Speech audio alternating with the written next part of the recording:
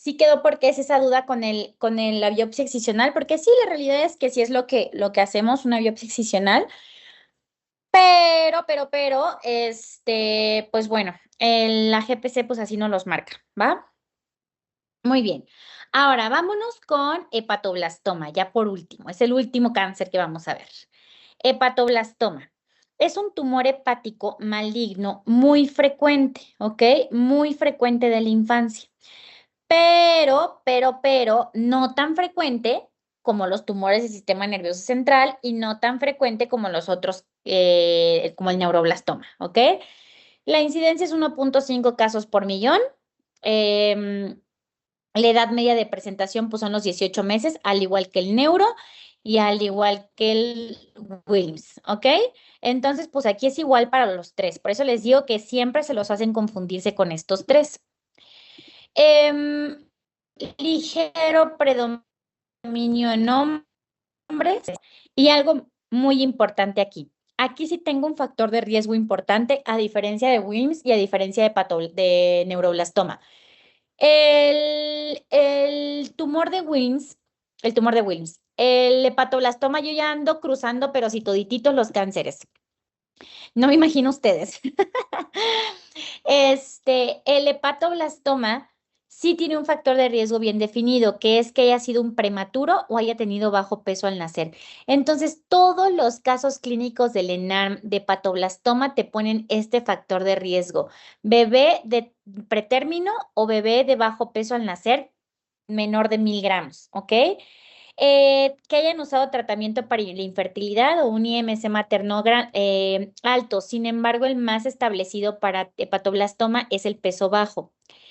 Y otra vez, lo mismo de siempre. ¿Cuál es el estudio inicial en toda masa abdominal? Recuerden que el estudio inicial en toda masa abdominal es el ultrasonido. Sin embargo, quiero que me pongan aquí, muy bien, el ultrasonido. Quiero que me pongan ahí por laboratorio en una masa de ocupación a nivel renal, o sea, en toda esa estructura renal y suprarrenal. ¿Cuál es el estudio de laboratorio que puedo llegar a tomar para discriminar entre uno y otro?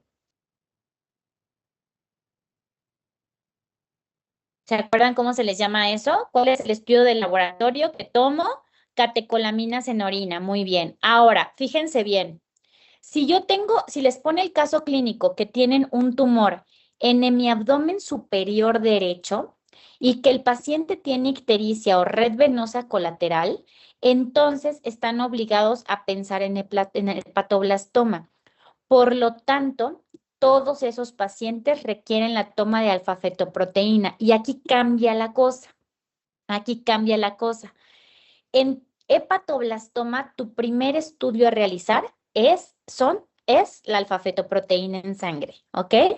Tu primer estudio a realizar es alfa-fetoproteína, ¿de acuerdo? Ahora, síndrome de Beckwith-Wiedemann, otra vez, se asocia a hepatoblastoma. Hay otros como poliposis adenomatosa familiar y el síndrome de Simpson-Golaby. Estos, así como algunas cromosomopatías como la trisomía 18, pero lo más frecuente que les preguntan otra vez, Beckwith-Wiedemann, ¿ok? Las manifestaciones clínicas, entonces tomaríamos alfafeto y catecolaminas en orina. No, aquí tienes que ver tu caso. Tienes que ver tu caso y tu pregunta. Ahorita les voy a poner muchas preguntas, pero tienen que ver su caso. Si te dice que la masa está en el abdomen superior derecho y es pétrea o indurada, inmediatamente piensas en hepatoblastoma y te van a poner el primer estudio a realizar es A, alfafeto, B, catecolamina, C, biometría hemática, D, frotis en sangre. Obviamente que como tú estás pensando en hepatoblastoma, la correcta es alfa-fetoproteína, ¿ok? Entonces, no se les olvide que tienen que guiarlo de acuerdo a su sospecha diagnóstica. No le vas a pedir las dos. ¿Cuándo vas a pedir catecolaminas? Cuando el caso clínico te dice es una masa dependiente de riñón o es una masa en el costado derecho, la mamá estaba bañando al niño y palpa una masa en el costado derecho o en el costado izquierdo. El caso clínico es bien diferente, porque en el hepatoblastoma les van a poner red venosa colateral, les pueden llegar a poner ictericia, les van a poner que es una masa pétrea indurada dependiente del hígado. Y pues tú ya sabes que las catecolaminas salen del juego, salen del juego. Lo van a ver mucho más claro en las preguntas, pero es importante que ustedes dirijan el estudio de acuerdo a la sospecha diagnóstica. Puede haber ictericia, otra vez, puede haber red venosa colateral, anorexia, dificultad respiratoria, y la dificultad respiratoria va a ser secundaria a la compresión del diafragma, pues por la gran masa que tiene en el hígado, ¿ok? Muy frecuentemente te puede dar trombocitosis, ¿ok? Esta trombocitosis también es como muy específica del hepatoblastoma. Ojo, una cosa es trombocitopenia y otra cosa es trombocitosis. La trombocitosis son plaquetas arriba de 500,000, ¿de acuerdo? Entonces, por laboratorios, ya dijimos que por laboratorio voy a tomar alfa-fetoproteína. Va a estar elevada en el 90% de los casos, por eso que casi que hago diagnóstico. Niveles muy elevados, usualmente más de 100,000, pero normalmente la media o la mediana está en 95 a 100,000 nanogramos por mililitro. Ojo, el hepatoblastoma también se puede expresar en la edad neonatal, al igual que el neuroblastoma. Es raro, pero se puede expresar. Y en neonatos podemos llegar a tener la alfa-fetoproteína discretamente elevada, pero nunca arriba de 30,000. Entonces, y me estoy yendo muy grande, ¿eh? La alfa-fetoproteína en un neonato aproximadamente entre 18 y 25,000. Pero estas alfa-fetoproteínas superan los 100,000 de alfa-feto. Entonces son alfa-fetos sumamente elevadas, que pues solamente hay un diagnóstico más en hígado con alfa-feto elevado, pues ya tienes el diagnóstico obviamente de patoblastoma. Ahora, el primer estudio de imagen a realizar o de gabinete, pues obviamente que es un ultrasonido, donde confirmas que es una masa dentro del hígado, ¿ok? Y la resonancia magnética, pues otra vez lo mismo de siempre. La resonancia magnética es para estadificación y seguimiento, no para diagnóstico, porque quiero que me pongan aquí cuál es el gold estándar. Yo sé que la alfa-fetoproteína es casi 100% específica, al igual que las catecolaminas, pero ¿cuál es el confirmación diagnóstica? ¿Con qué confirmas? Pues con histopato, ¿ok? Con histopatología, o sea, con biopsia. Muy bien. Ahora, en hepatoblastoma sí tienen que acordarse del pretext, ¿ok? Entonces, pretext está bien facilito, bien facilito. Pretext 1 es un tumor en una sección del hígado con 3 libres. Pretext 2, 2 secciones del hígado con 2 libres. Pretext 3, 3 secciones del hígado con 1 libre. Y pretext 4, todo el hígado. Está regalado el pretext, pero sí se los preguntan en el ENARM, ¿ok? Ahora, al pretext yo le agrego ciertas características o factores del tumor.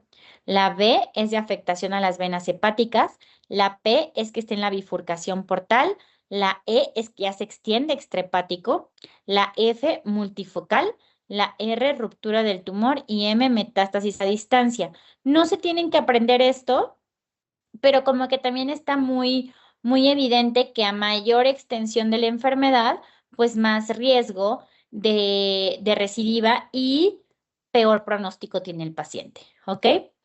El pilar del tratamiento, al igual que en Wilms y al igual que en neuro, pues es la resección quirúrgica completa. La diferencia aquí con los demás es que tanto neuroblastoma como Wilms requieren quimioterapia adyuvante. El hepatoblastoma, vean, va a depender del pretext. Yo voy a darle quimioterapia principalmente a base de cisplatino y doxo. Aquellos pacientes con riesgo muy bajo, el tratamiento es solo cirugía. Pretext 1, el tratamiento va a ser cirugía, sin quimio. El pretext 2. El pretext 2 lo voy a tener que la cirugía va a estar acompañada de poquita quimio. Entonces, esta sí va a tener quimio, perdónenme, adyuvante, solo 2 ciclos. Está bien fácil. Pretext 3, aquí sí necesito bastante quimioadyuvante, hasta 4 a 6 ciclos. Pretext 3 requiero 4 a 6 ciclos de quimio. Y Pretext 4 no es candidato a cirugía, ¿ok? Acuérdate que todos son cirugía, cirugía más quimio, y acá es cirugía más quimio, ¿ok? Sin embargo, Pretext 4 no puede operarse. Por lo tanto, el Pretext 4 solo es candidato a quimio intensiva y valorar trasplante hepático. ¿De acuerdo? Entonces, no vayan a olvidar este punto tan importante porque de eso depende el manejo. Aquí sí ya les van a preguntar manejos un poquito más, pues más específicos, ¿ok? Entonces, cosas que nos tenemos que acordar, pretext, y dependiendo del pretext, el tratamiento que le voy a dar al paciente. Está bien facilito. El 1, pura cirugía. El 2, cirugía y 2 ciclos de quimioadyuvante. El 3, cirugía y 4 ciclos de quimioadyuvante. Y el 4, nada, no le puedo operar. Por lo tanto, lo único que me queda, pues, es darle quimio, ¿ok? ¿Dudas hasta aquí con oncología? ¿Dudas hasta aquí con onco? Puros tumores, puro cáncer. ¿Dudas, dudas, dudas?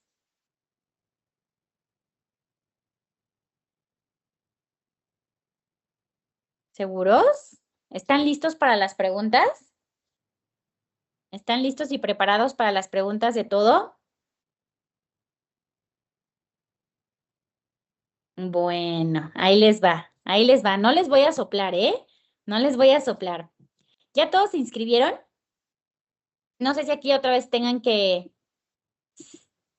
Sí, sí, tienen que escanearlo, ¿no? No se queda guardado, o sí se queda guardado, ya ni me acuerdo. Ya están, órale, vámonos. Primer caso, adolescente de 14 años con dolor de rodilla izquierda, de 3 meses de evolución. Empeora por la noche y no mejora con el reposo. A la exploración física se palpa aumento de volumen en la metáfisis distal del fémur. La radiografía muestra una lesión osteolítica con reacción perióstica. ¿Cuál es el estudio de gabinete que solicita?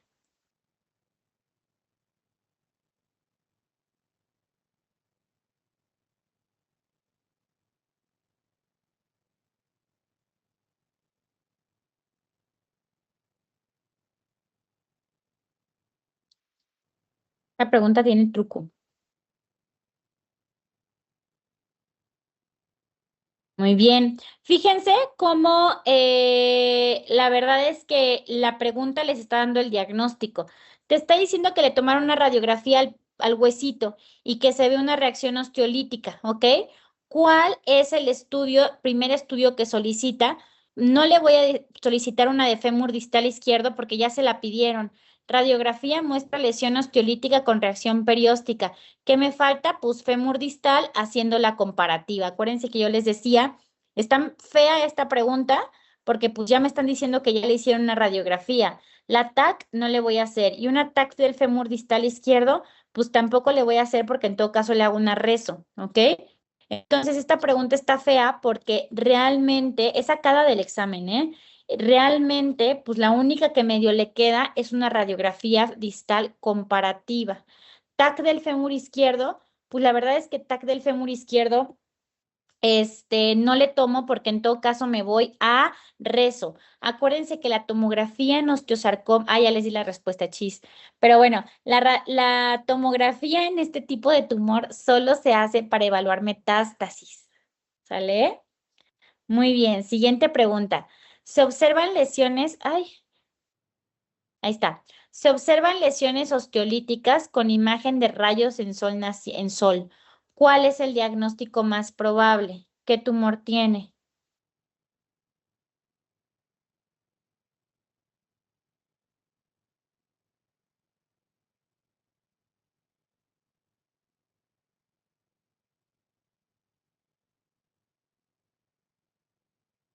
¿Listos? Esta ya se la soplé, oigan.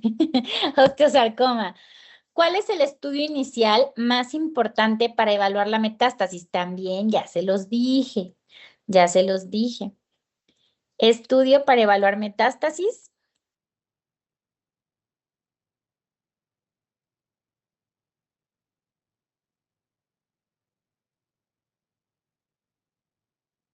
¿Listos? Muy bien, resonancia. Acuérdense, ya les voy a decir resonancia magnética. Y se los acabo de decir en este instante, se la soplé. El estudio para evaluar metástasis es la TAC. El estudio para estadificar es la RESO. Pero para evaluar las metástasis de la expansión de la enfermedad, acuérdense que yo les dije, todo paciente con osteosarcoma se le tiene que hacer una TAC de pulmón. TAC de pulmón, porque ¿cuál es el porcentaje de los pacientes con osteosarcoma que ya vienen con metástasis pulmonares al momento del diagnóstico? Porcentaje que viene con metástasis al momento del diagnóstico. 80-90, ¿sale? Muy alto, muy alto. Todos llegan con mets pulmonares. ¿Cuál es la piedra angular del tratamiento en un osteosarcoma? ¿Cuál es la piedra angular del tratamiento? Radio y quimio o cirugía y quimio.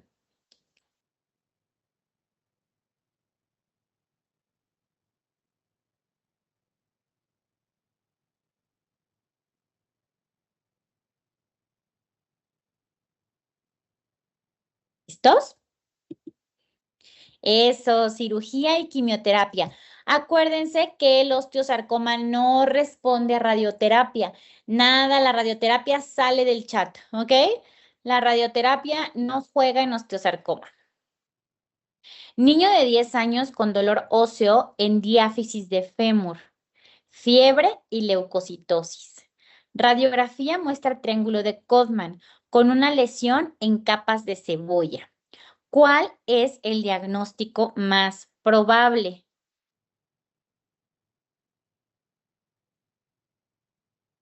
Diagnóstico más probable. Eso, muy bien, sarcoma de Ewing. Osteomielitis ni lo vemos, ni lo hemos visto. Entonces, pues sí, obviamente sarcoma de Ewing. ¿Cuál es el tratamiento de primera línea en el sarcoma de Ewing? Ciruquimio y radio solita u observación. Está muy fácil, está muy fácil.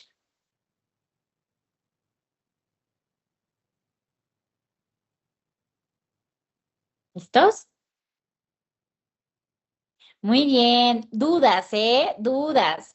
Acuérdense que el sarcoma de Ewing sí es susceptible a radioterapia. El osteosarcoma no. Esa es la gran diferencia. Sarcoma de Ewing da síntomas sistémicos y osteosarcoma no. Osteosarcoma no responde a radio. Sarcoma de Ewing sí responde a radio. ¿Ok? Muy bien. Lean muy bien el caso. Preescolar femenino de 3 años de edad, previamente sana. Es llevado a consulta por su madre, quien refiere haber notado un abultamiento en el abdomen del lado derecho mientras la bañaba hace 2 semanas. La madre niega fiebre, niega vómito, niega diarrea o niega cambios del patrón urinario. La niña está activa, con buen apetito y sin pérdida de peso. Tiene hemoglobina de 11, bastante decente, leucocitos de 8.500, plaquetas de 310.000, pues normal. El BUN es de 12, la creatinina de 0.4, pero tiene 20 eritrocitos por campo en el ego. El ácido hemovalínico y vanilmandélico son normales. Ya les di el diagnóstico. ¿Qué diagnóstico tiene esta bebé?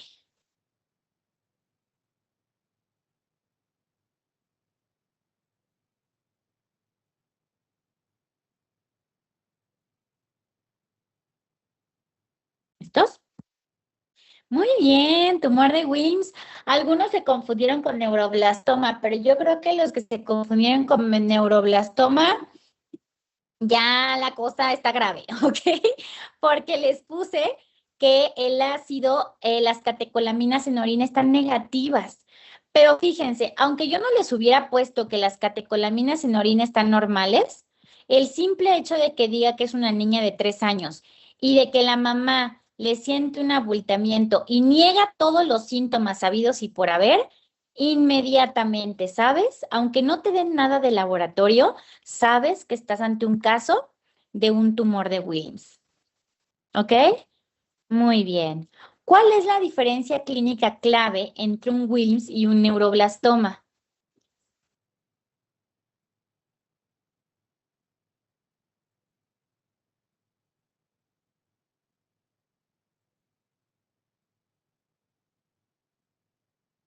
¿Listos?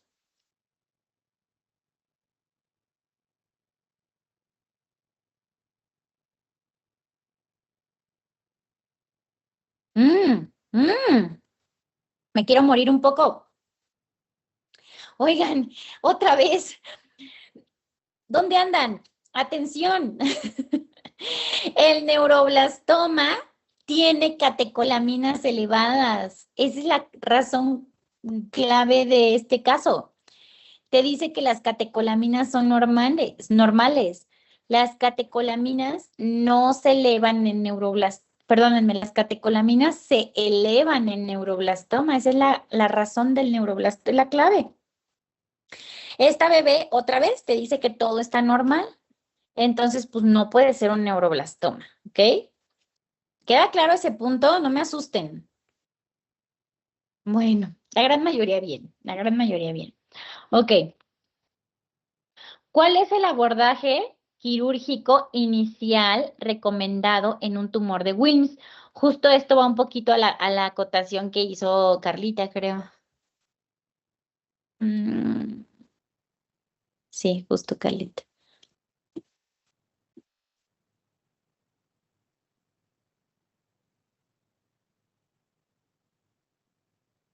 ¿Cuál es el abordaje quirúrgico inicial recomendado?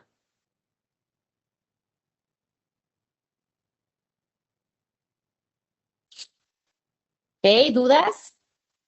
Bueno, ahora, aquí en esta, ¿cuál es?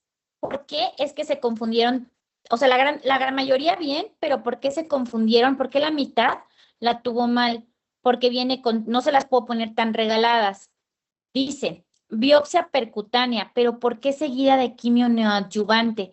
Si dijimos que hasta aquí está bien, hasta biopsia percutánea, pues ok, es translumbar, no se considera como tal, pero bueno, ok. El problema es que luego dice quimio neoadyuvante. ¿A poco a todos los WIMS se les da quimio neoadyuvante? ¿Se acuerdan que yo les decía que la neoadyuvancia para unos pacientes muy particulares? Denme razones por las cuales WIMS daría quimio neoadyuvante. Échenmelas por el chat. ¿En quién daría quimio neoadyuvante en un WIMS? ¿Tumor bilateral? Tumor irresecable, muy bien. Tumor que tiene extensión a vena cava, muy bien. ¿Cuál otro? Que invade órganos, muy bien, Cris. Y les falta uno, bilateral, irresecable, cava, órganos, trombo y restricción ventilatoria. Eso es, muy bien. ¿Y en algún momento el caso te dijo que tiene alguna de esas cosas la niña? Por supuesto que no. No están mal o sea, vean, los que pusieron la primera es porque no leyeron o no pensaron en que pues realmente no tengo por qué darle una quimio neoadyuvante porque no me han dicho que cumpla factor para dar quimio neoadyuvante. Por lo tanto, por eso es que decía que iba muy en relación con la pregunta de Carlita. Porque si no te dicen que el paciente cumple con criterios para o sea, que sea irresecable, entonces el tratamiento es una biopsia excisional y eso incluye nefrectomía radical, ¿ok? O sea, quitas todo el riñón y lo llevas a histopatología, ¿ok? Nefrectomía radical con muestreo ganglionar regional. Ese va a ser el primer evento quirúrgico de ese paciente. ¿Por qué? Porque para este momento ya le hiciste rezo, ya le hiciste estudio, ya le hiciste ultrasonido, ya le hiciste rezo para estadificarlo y ya tienes el abordaje y el plan quirúrgico. Entonces, mucho cuidado con las preguntas. Que ustedes lleguen al diagnóstico es bien fácil, o sea, ustedes van a saber que están ante un WIMS, ante un neuro, ante un osteosarcoma. El problema es que te viren un poquito la pregunta y entonces como que si no la razonas y contestas así rápido, puedes llegar a equivocarte. ¿Sale? ¿Cuál de los siguientes síndromes? Tranquilos, piensen la respuesta. No tienen que contestar súper rápido. Tómense su minuto. ¿Cuál de las siguientes síndromes se asocia con tumor de Wilms, aniridia, anomalías genitourinarias y discapacidad intelectual? Otra vez, piénsenlo. No se vayan con lo primero que pasa por su cabeza. ¿Cuál de los siguientes es Wilms, aniridia, genitourinario y discapacidad intelectual? Beckwith-Wiedemann, y ustedes ya les he dicho que causa Beckwith-Wiedemann. Dennis Drash, Wager o Perlman.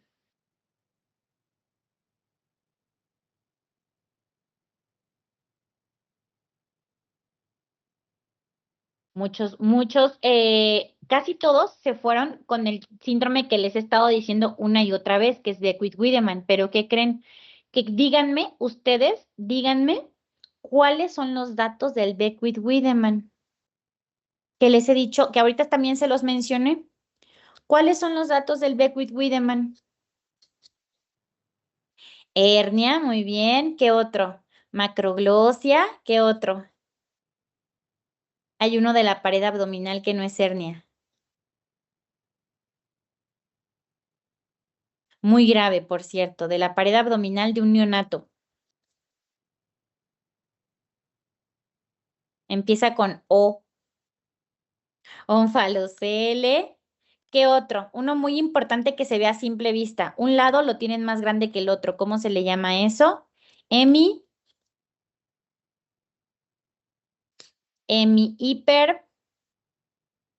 hemihipertrofia corporal. Hemihipertrofia corporal. ¿Y el caso clínico dice algo de esto? ¿No? Ahora se los voy a poner más fácil para que vean que aunque no tengan idea, pudieron haber contestado esta pregunta. Wager, vean las siglas y vean el orden en el que en el que les puse los signos. W, Wilms, A de aniridia, G de geniturinarias y R de retraso mental. ¿Ven cómo no están leyendo con calma? Necesitan leer con calma el ENARM. La gran mayoría de tener una puntuación, un puntaje muy alto o un puntaje, pues a lo mejor bajito o normal, no es que sepa más o menos, es que se tome el tiempo de leer la pregunta y de analizarla. ¿Ok? Entonces, Beckwith-Wiedemann se los he mencionado muchísimo, pero aquí no les di ningún dato de Beckwith-Wiedemann y aún así se fueron con la finta de poner Beckwith-Wiedemann porque es el único síndrome del cual les he hablado. Pero vean cómo les di hasta en orden las siglas de Wager. Entonces, tengan mucho cuidado porque Wager también se asocia con tumor de Wilms y literal les di las siglas, ¿ya vieron? Entonces, tengan cuidado. Wager es un síndrome que se asocia con Wilms, aniridia, geniturinarias y retraso mental. ¿Sale? Muy bien. Muy bien. Muchas felicidades a todos. Hemos concluido con oncología. Vamos a descartar unos minutos y ahorita regresamos a ver ortopedia. ¿Sale? Ahorita regresamos.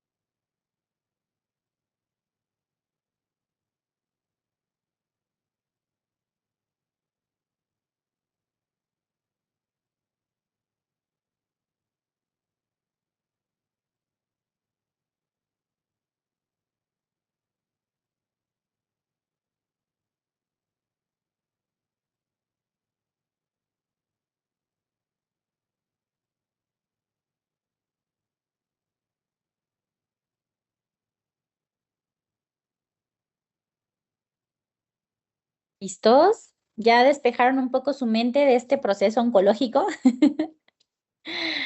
¿Listos?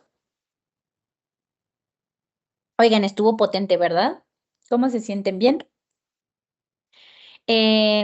Los temas siguientes, la verdad es que están mucho más relax.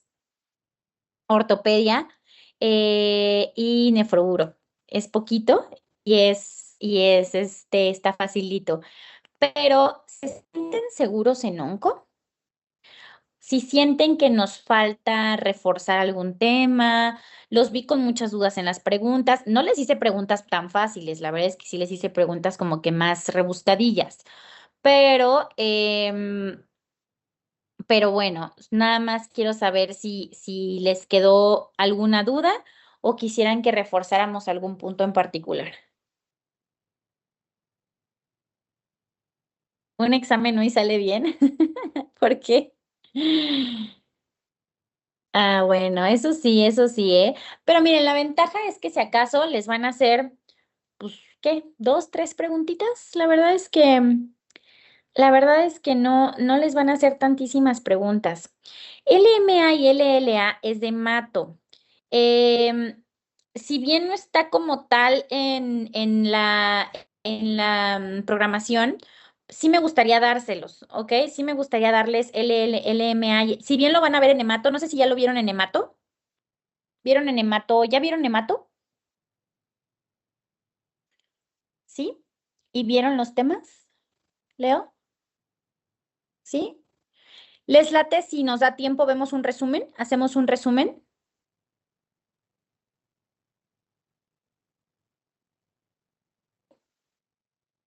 ¿Les gustaría tener un resumen de leucemias y linfomas?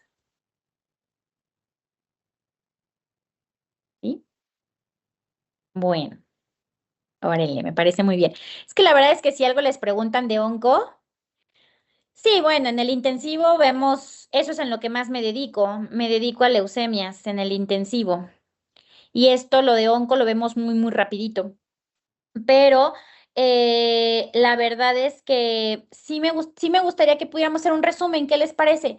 Vamos a tratar de apurarnos, terminamos el temario y hacemos un resumencito. Sí, obviamente, si se permite, ¿no? Pero la verdad es que yo creo que sí. Entonces, podemos hacer un resumen de hemato. ¿Qué les parece? ¿Qué les parece si vemos un resumen de LMA, LAL, vemos un resumen de linfomas y si nos da tiempo y así ya, así dándonos muy acá, podríamos ver un resumencito de anemias, pero ya si nos da tiempo, ¿ok? Ya este sería un extra extra, ¿sabes? Bueno, entonces, vamos a apurarnos. Mañana es torchi vacunas, pero también quiero que veamos primero deshidratación porque eso es todavía más importante. Entonces, y el jueves les tengo preparado, ya no me acuerdo, pero también les puse como muy poquito material. No, no poquito, sino lo necesario y pues no es tanto. Entonces, ¿qué les late si vemos un repasito de leucemias? ¿Va? Con mucho gusto. Entonces, nada más para consolidarlo, para que se acuerden. Ok, entonces vamos a ver rápidamente ortopedia. Y aquí sí yo les digo, si tienen una pregunta muy acá rebuscada de ortopedia y no se las puedo contestar, con mucho gusto se las pregunto a un ortopedista, ¿ok? Porque pues acuérdense que es otra carrera, o sea, es otro boleto a la pediatría.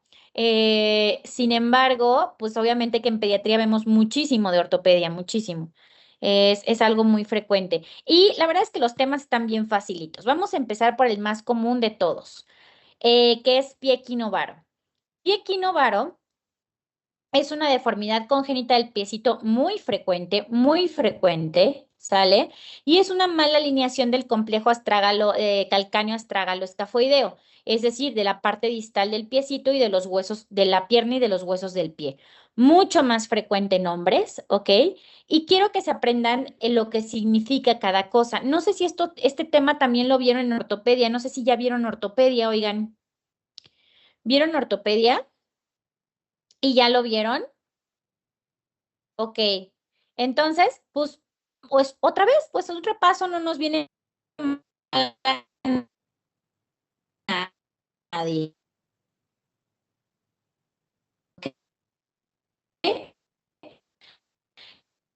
Entonces, ¿qué significa equino? Sí, claro, ¿ok? Vean cómo se llama. Varo es la inversión del talón, ¿ok? Y pie cabo, pues obviamente en cabo nos referimos al arco plantar aumentado, ¿de acuerdo? Entonces, vean cómo esto genera un complejo donde el pie se invierte hacia adentro y esto provoca muchas alteraciones, obviamente, para la marcha. ¿Qué es lo que más les preguntan en cuestión como de definición? ¿Qué significa equino? Equino, no se vayan a confundir con el arco plantar. El arco plantar es cabo, ¿ok? Eso es el término cabo, es el arco plantar. Vean aquí esta figurita, ¿ok? Cabo. El varo, por eso le llamamos pie equinovaro. El varo es la inversión del talón. El talón se va hacia adentro. Cabo, varo, equino. Equino, acuérdense que se refiere a la flexión del tobillo. Vean cómo este tobillito está flexionado. Hagan de cuenta que es mi mano, es el pie. Y esto, este movimiento de la articulación del tobillo, eso es equino, ¿ok? Entonces, no se me vayan a confundir. Equino, se los voy a dibujar aquí porque eso lo preguntaron en un ENARM. Esto es equino, ¿ok? En la flexión del tobillo. Ahora, equino. Varo, acuérdense que varo es el talón. Cabo es el arco del pie. Y aducto, pues es la flexión del antepié. ¿Ya vieron cómo está flexionado el antepié? ¿Ya vieron? Entonces, ese es el complejo equino-varo-aducto-cabo. Equino-varo-aducto-cabo. No se les vaya a olvidar porque esos términos los preguntan. Tómenle una fotito, guarden esta imagen de aquí porque pues aquí como que se representa súper bien qué estructura está afectada en el equino, qué estructura está afectada en el varo, qué estructura está afectada en el cabo. Eso es lo que les preguntan en el ENARM. Ahora, la etiología es un trastorno multifactorial donde principalmente está asociado a fuerzas de compresión, pero también a síndromes, ¿ok? Alteraciones cromosómicas, síndromes obviamente y enfermedades congénitas. Puede encontrarse de forma aislada o puede estar asociado a enfermedades congénitas como mielomeningocele, acondroplasia, algunos síndromes muy específicos, cromosomopatías, pero lo más frecuente es una deformidad aislada. Esto es lo más frecuente, ¿ok? Otra vez, características. Quiero que ustedes me pongan en el chat cuál es, ay, el chat. ¿Cuál es el sitio que está afectado en el cabo? ¿Cuál es el sitio anatómico que se afecta en cabo? Cabo es igual a arco plantar. Eso, cabo es igual a arco plantar. Equino. Equino, ¿qué es equino? ¿Qué estructura está afectada en el equinismo? Equino, tobillo en flexión. ¿Ya vieron? Equino, muy bien. Equino, varo, ¿qué es varo? ¿Qué es varo? Moni, moni. Inversión del talón, muy bien, inversión del talón. Equinovaro, aducto, aducto, ay, aducto.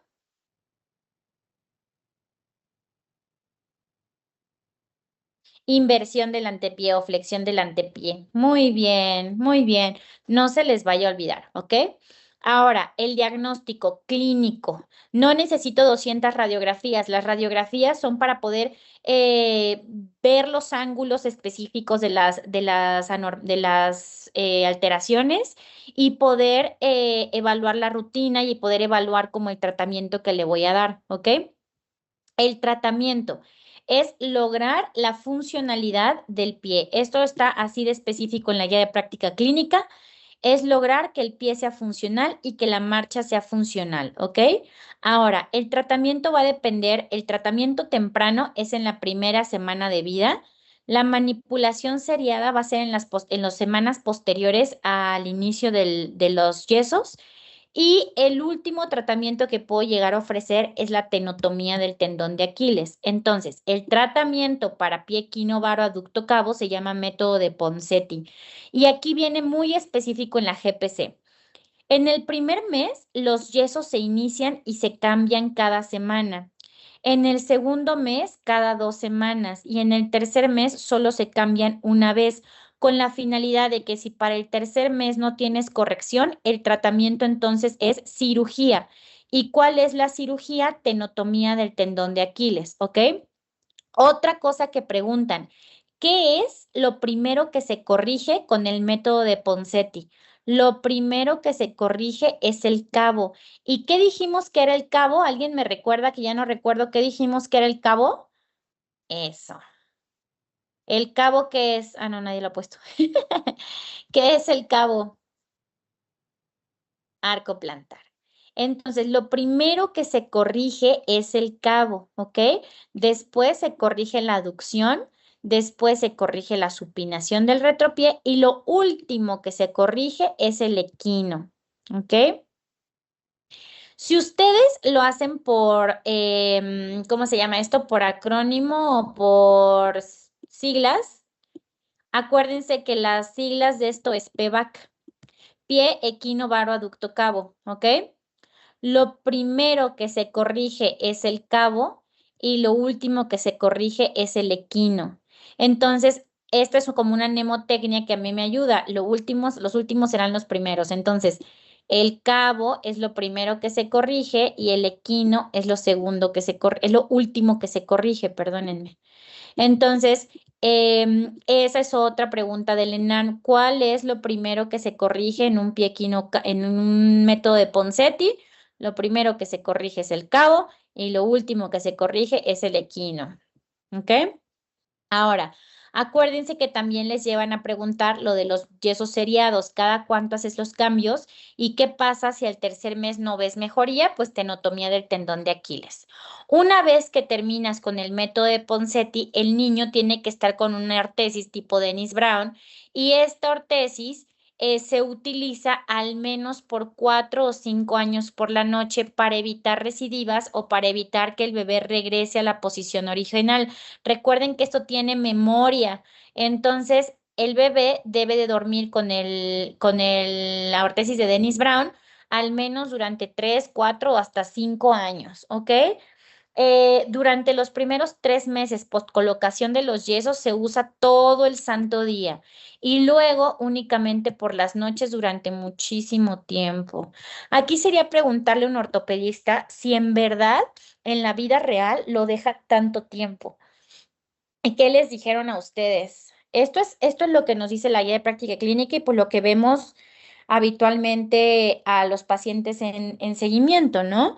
Entonces, pero aquí sería que nos respondiera en la vida, así como yo les digo, en la vida real hacemos esto y la GPC te dice esto, ok, ¿qué hacen los ortopedistas en la vida real? ¿Sí les dejan la ortesis por tanto tiempo o han visto que ha funcionado por menos tiempo? ¿Qué dicen las guías internacionales? Mm, Se los investigaré. Pero por lo pronto, ustedes tienen que aprenderse lo que dice la GPC. ¿De acuerdo? Muy bien. Indicaciones de cirugía. Tratamiento al tratamiento, o sea, fracaso al tratamiento conservador, que quiero que me recuerden por aquí cómo se llama el método de yeso seriado. ¿Método de qué? Método de, pues aquí está, Ponseti. Deformidad o cirugía o recidiva no corregible, ¿ok? Indicaciones para cirugía. Consideraciones adicionales. Todo paciente que requiera método de Ponseti, yesos o tenga una deformidad evidente en alguna extremidad, siempre va a requerir rehabilitación y fisioterapia, siempre, ¿ok? Todos estos pacientes deben de ser evaluados por cirugía porque recuerden que pueden estar asociados con síndromes o con manifestaciones sistémicas. Y pues obviamente la educación de los padres es fundamental para una adecuada adherencia al tratamiento. De nada sirve corregir y que tengas una adecuada evolución si los familiares no se apegan a la prevención posterior y no se apegan al tratamiento de largo plazo. Entonces, todos estos tratamientos, incluida la displasia del desarrollo de cadera, requieren rehabilitación, requiere educar a los padres y requieren apegarnos al tratamiento para tener un éxito. Recuerden que la clave del éxito es lograr una adecuada funcionalidad del pie. ¿Ok? ¿Dudas con pie equinovaro, no necesitan saber nada más. Las radiografías, acuérdense que en pie equinovaro solamente se van a pedir para ver el seguimiento del paciente, más no para hacer diagnóstico. El diagnóstico de pie equinovaro es clínico, ¿sale? Y no sé si les hayan comentado algo extra o algo adicional en su clase de ortopedia, pero esto es lo que ustedes tienen que recordar con fines examen de pie equinovaro, ¿ok? Muy bien. Oigan, ¿dudas con pie equinovaro aducto cabo? Pónganme aquí en el chat qué es lo primero que se corrige y qué es lo último que se corrige. ¿Qué es lo primero? ¿Qué es lo primero? ¿Qué es lo primero? Cabo, muy bien. ¿Y lo último? Equino. Eso, muy bien. Muy bien. Me parece muy bien. Muy bien. Entonces, pues ya nada más, ¿hubo algo extra que les comentara el ortopedista o la ortopedista? No sé si se los dé la o el ortopedista, pero ¿hubo algo extra o adicional que les comentaran? Siempre es bonito como retroalimentarnos. ¿Les comentaron lo mismito? Bueno, está bien. ¿Mm? ¿Lo mismo? Muy bien. Qué bueno. Muy bien, muy bien. Entonces, vámonos a DDC. Está bien fácil también. Displasia del desarrollo de cadera. Antes, mal llamado, cadera luxable. ¿Por qué? Porque hoy en día sabemos que no solo la luxación de cadera, ¿le bajo a la chamba? ¿Yo? ¿Por qué? ¿Por qué, Mitzi?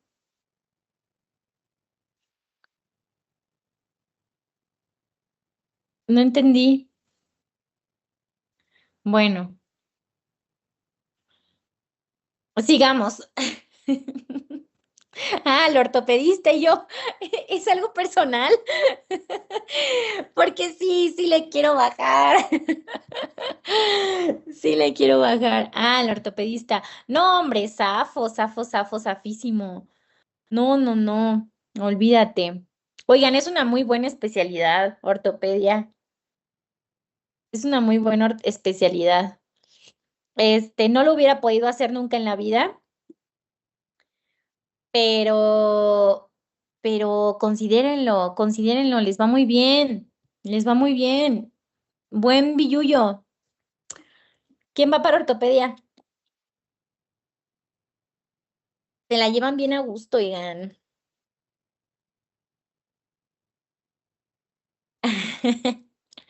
Bueno, ay, pero sí.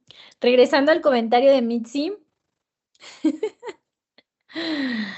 sí dan ganas, oye, sí dan ganas, Mitzi. Perdóname, no te entendía. Yo pensé que le bajara yo a la chamba. Y yo sí quiero. Sí quiero, pero no puedo. Este, Ay, sí, Pablo, la ortopedia es el camino, definitivamente. Estoy de acuerdo contigo. Aparte, todos son bien buena onda. Bien buena onda. Bueno, aquí en el INP tenemos ortopedia pediátrica y son nuestros grandes amigos. Todos son nuestros grandes amigos. La verdad es que los queremos mucho. Ver unos casos padrísimos. Ay, sí. Sí, sí, sí, Mau. La neta es que sí. Lo que es ortopedia y ¿qué otra? Oftalmo. Está bien padre. Está bien padre. Otorrino. Oigan, yo la verdad es que les voy a confesar algo. Si regresara el tiempo atrás, ahí ya viene arrepentida de la vida.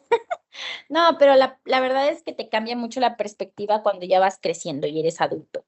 Pero, si yo regresara de tiempo atrás, haría otorrino. Haría otorrino. Porque ser quirúrgico te cambia la vida, la verdad. Déjenme conectarme. Ser quirúrgico te cambia la vida. Les voy a poner otra perspectiva de mi oficina. Es que ando en mi oficina. No he podido ni llegar a mi casa, oigan. Por eso me quedó el saco con lo de bájale a la chamba. Bueno, sí, la verdad es que sí. Si regresara al ENAM, Dios no lo quiera, pero haría otorrino. Oigan, algo se movió. Bueno. ¿Por qué lo digo? ¿Por qué digo lo de otorrino? ¿O qué, Iván? ¿O por qué digo, por qué haría otorrino? Que cambia la vida por todo lo que se te pueda ocurrir. Es que no me da tiempo de platicarles de todo, pero yo cuando les doy el curso les platico de muchas cosas que realmente te sirven para la vida. Pero ahorita es tanta información que no me ha dado la vida de poder hacer plática con ustedes, pero pues tienes que pensar en muchas cosas, en muchas cosas. Una cosa es lo que te apasione, que eso siempre es bueno, porque de eso va a depender que seas feliz, de que hagas lo que te apasiona. Eso va a depender de que no le sufras en la residencia, pero también tienes que considerar que conforme va avanzando el tiempo, hay otras cosas que también son muy importantes. Em, Familia, estabilidad económica, estabilidad emocional, estabilidad en general, como de todo tu contexto social, porque tú no eres en lo que trabajas, ¿ok? Si bien es una gran parte, pues tú eres mucho más que eso. Entonces, es importante correlacionarlo con tu vida, poder tener un adecuado match entre tu vida personal y tu vida laboral. Entonces, creo que las especialidades quirúrgicas te permiten tener esa estabilidad.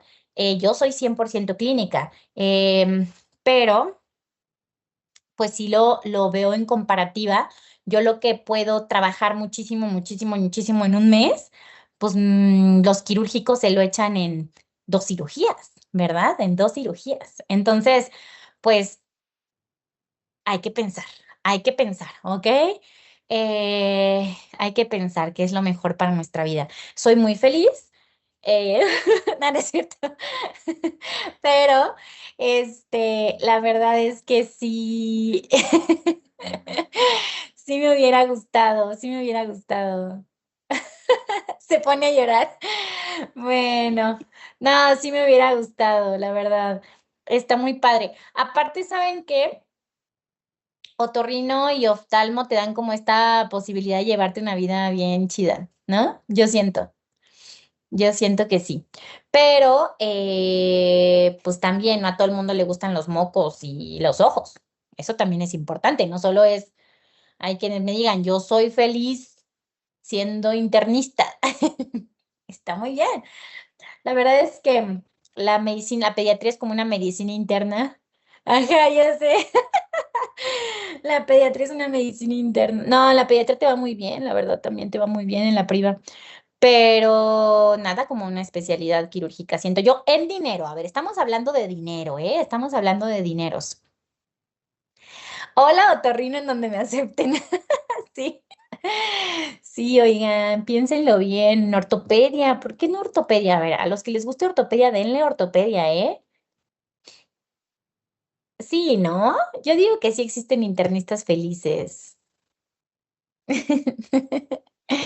Iba a hacer un comentario muy feo. Ya no lo voy a hacer. Ya me voy a comportar. Vamos a seguir. No, no, porque no, imagínate, nosotros somos iguales, sin miedo a la funa. No, ya luego, ya en el último día les voy a dar una retroalimentación para la vida. ¿Está bien? Vamos a seguir. Que si queremos ver leucemias no nos va a dar tiempo. No nos va a dar tiempo. Nada, sí nos da tiempo. Bueno, vamos a seguir. Y estos fueron como nuestros 5 minutitos de relax. Este, y vamos a continuar. Entonces, pues bueno, em, lección. Piensen muy bien en qué van a aplicar. Ahorita con esta nueva modalidad de la UNAM ya pueden aplicar a, pues, a lo que les salga, o sea, lo que ustedes quieran. Ya no es como que te atienes a un puntaje muy específico como antes, que si solo ponías otorrino y no llegabas al 80 y tantos, pues bye, nunca te quedas, ¿no? Aquí pues ya no es así.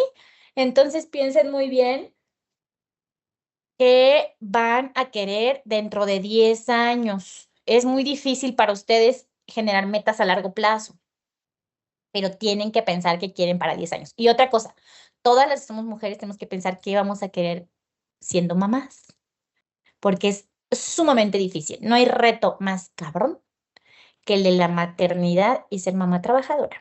Entonces, vamos a eh, hagan introspección, vean qué quieren, piénselo, todavía hay tiempo, el enano es hasta septiembre. Entonces hagan introspección y digan qué es lo que les va a ayudar a ser felices a largo plazo. ¿Ok? Muy bien. Vamos a seguirle, chicos, vamos a seguirle. Entonces, ¿por qué llegamos a esto, oigan? ¿Por qué llegamos? Ah, porque estábamos diciendo lo de ortopedia, ¿verdad? ¿Por qué nos desviamos tanto? Están viendo que mi TDAH y llegamos hasta la vida. Muy bien. Ok.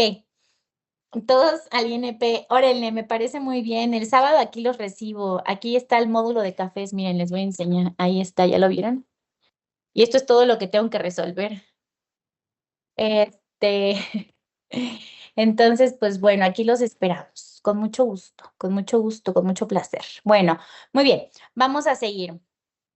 Ajá, porque le iba a bajar la chamba de ortopedia, sí es cierto. Bueno, vamos a seguir con DDC. ¿Sabes? Anormalidades anatómicas que afectan la articulación coxofemoral. Ya sabemos que no solo es luxación de cadera, que entra displasia, luxación, subluxación irreducible. Displasia son anormalidades en las formas de los huesos. Luxación nos referimos cuando la cabeza femoral sale por completo del acetábulo. Luxación nos referimos a cuando la cabeza, subluxación nos referimos a cuando la cabeza femoral está parcialmente en el acetábulo. Luxable es que entra y sale del acetábulo. Irreducible quiere decir que yo saco que hago maniobras para sacar la cabeza femoral y hago maniobras para regresarla, ¿ok? Hay un aumento de la laxitud de las articulaciones y aquí entra un factor de riesgo importante. Acuérdense que en PEVAC era multifactorial, pero aquí hay un factor de riesgo importante que es en mujeres tienen más hormona que se llama relaxina y esto va a estar relacionado con los estrógenos, razón por la cual las mujeres tienen más riesgo de displasia al desarrollo de cadera. Y si les preguntan por qué el sexo femenino tiene más riesgo y está relacionado con la hormona relaxina, que esto aumenta la elasticidad de las articulaciones. Entonces, no se olviden que ese es un factor de riesgo súper establecido en la displasia del desarrollo de cadera. Hay síndromes asociados, al igual que en PEVAC, pero lo más frecuente es que sea lo mismo, multifactorial, pero aquí sí tenemos que el factor de riesgo más importante es que en mujeres está asociado con la relaxina. Entonces, la GPC nos dice antecedentes familiares, presentación pélvica y sexo femenino. Quiero que se aprendan estos 3 factores de riesgo, ¿ok? Obviamente con presión por la presentación pélvica y mamá o papá o familiares de primer grado con antecedentes de la displasia de cadera. Las manifestaciones clínicas van a depender de la edad y esto es lo que nos tenemos que aprender de displasia de desarrollo de cadera. Entonces, dependiendo de la edad, son las manifestaciones que voy a tener, ¿ok? Y para eso se crea el tamiz de cadera que se tiene que hacer en todos los bebés mexicanos, usualmente antes de los 3 meses de vida, ¿ok? ¿Por qué? Porque todavía lo podemos reducir con métodos conservadores. Entonces, todos los niños mexicanos se tienen que realizar tamiz de cadera, que es a través de un ultrasonido de cadera. ¿Ok? Em, y para eso vamos a ver cuáles son los métodos diagnósticos. Ahora, en menores, aquí el punto de corte, acuérdense que son los 2 meses, ¿ok? Y hay una zona gris entre los 2 y los 3 meses. Las manifestaciones clínicas que todos hacemos, o más bien la exploración física que todos hacemos en el niño con displasia del desarrollo de cadera o con riesgo, o en general todo bebé que nace es Barlow y Ortolani. Siempre se me confunden cuál es una y cuál es otra. Barlow, acuérdense de out y Ortolani, acuérdense de in, ¿ok? Barlow, ¿qué es? Con las piernitas flexionadas en 90 grados, las piernas se aducen mientras se ejerce presión hacia la parte posterior de la rodilla. Con eso, eh, generamos una luxación de la cadera, ¿ok? Me gusta más poniéndoselos con ejemplos. Entonces, Barlow out es de saca la cabeza femoral. Entonces, con las piernas flexionadas, ándenle, miren qué bonito. Con las piernas flexionadas, hacemos tracción hacia la parte posterior y luxas la cabeza femoral. Con ortolani in la metes. Entonces, con ortolani haces una abducción de la piernita y logrando como sostener la cabeza femoral que está luxada y sosteniendo con tus dedos la cabeza femoral, haces un movimiento de abducción y rotación interna para que logres meter la cabeza femoral. Entonces vean las fotos. Barlow saco la cabeza femoral y en ortolani meto la cabeza femoral, ¿ok? Entonces, esas son las maniobras que siempre hacemos en todo recién nacido. Ahora, ¿qué pasa cuando el bebé ya tiene más de 3 meses? Aquí yo tengo que ya ver otros signos clínicos. De los 3 a los 12 meses voy a tener limitación de la abducción. Vean cómo esta piernita baja y esta piernita no baja, ¿ok? Galeasi, que es un acortamiento femoral de la extremidad afectada. Rotación externa de la extremidad y asimetría de pliegues en el muslo posterior y en las pompis. Entonces, el que más preguntan es limitación en la abducción y galeasi. ¿Ok? Otra vez, limitación en la abducción. Cuando yo trato de rotar las caderas de un bebé, voy a tener que una caderita está limitada para la rotación externa. Y vean Galeazzi positivo, en donde tenemos el acortamiento de la extremidad afectada, ¿sale? Entonces, Galeazzi positivo y limitación de la abducción son los dos signos de los 3 a los 12 meses más importantes. Y luego tengo los signos de la adultez, ¿ok? En donde ya de forma crónica voy a ver hiperlordosis lumbar, voy a ver prominencia del trocánter mayor, obviamente afectado, contractura del glúteo medio, Trendelenburg, que es una marcha como con claudicación y con desviación. El Trendelenburg es una desviación del ángulo de las caderas. Entonces, esto lo veo muy frecuentemente en displasia del desarrollo de cadera.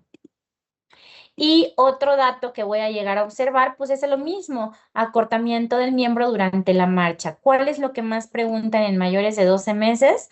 Trendelenburg y marcha claudicante o acortamiento del miembro, ¿ok? Esos son las dos características más importantes de los mayores de 12 meses. También voy a seguir viendo alteraciones de los pliegues, voy a seguir viendo asimetría, voy a seguir teniendo alteraciones para la abducción, pero los dos que más preguntan en mayores de 12 meses es Trendelenburg y acortamiento. Ahora, ya dijimos que para menores de 3 meses tengo el ultrasonido, ¿ok? Para aquellos pacientes en zona gris, que es de 3 a 4 meses, puedo realizar los dos, ultrasonido y radiografía. No puedo, debo, ¿ok? Ultrasonido y radiografía. Ahora, ¿qué voy a ver en la radiografía? Aquí sí no me voy a meter demasiado, espero que en ortopedia lo hayan visto muy bien, pero no me voy a meter mucho. En la radiografía, lo que vamos a evaluar son ciertas líneas y ciertos ángulos, entre ellas las líneas de Centon, las líneas de Perkins, que son las que más preguntan, que al final de cuentas, al nosotros hacer ciertos cuadrantes con mediciones específicas de la radiografía de cadera, yo puedo evaluar el sitio o el cuadrante en el que está la cabeza del fémur. Si el cuadrante está, o más bien lo normal es que el cuadrante, la cabeza femoral esté en el cuadrante inferior medial, mientras que cuando tengo una cabeza femoral fuera del cuadrante inferior medial, sospechamos de displasia del desarrollo de cadera, ¿ok? Entonces, no creo que les pregunten líneas de Perkins, Centon y estos tipos de hallazgos radiográficos, pero sepan que la radiografía solo se puede hacer en mayores de 3 o 4 meses, porque antes lo único que voy a ver son los cartílagos, ¿ok? No voy a ver nada.